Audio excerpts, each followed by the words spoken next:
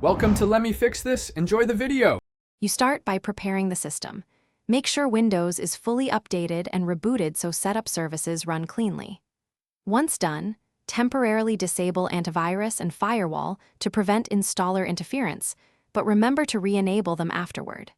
Next, locate the official Office 2010 installer and your product key, then right-click and choose Run as administrator. You do this because installer elevation prevents permission errors and ensures all services can be registered correctly.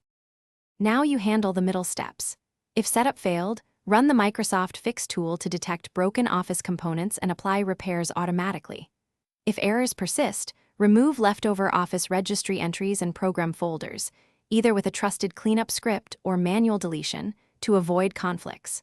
Also make sure NET framework and Visual C++ runtimes are installed or repaired because Office 2010 depends on them. These actions remove obstacles and allow the installer to write files and to finish, run the Office installer again with administrator rights and let it complete, then reboot to finalize component registration.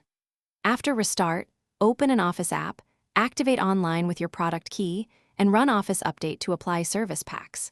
If the error repeats, inspect the setup logs in %temp% and C \program data for precise error codes, then repair or re-register the Windows installer service and retry. This targeted troubleshooting step usually reveals the root cause and lets you resolve the last remaining issue. Thanks for watching. If you found this helpful, don't forget to like and subscribe.